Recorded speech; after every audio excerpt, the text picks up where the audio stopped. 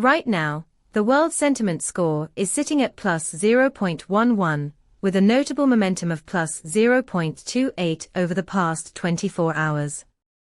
This spike is particularly striking considering the historical baseline. Such momentum is rare and could indicate a shift in collective consciousness.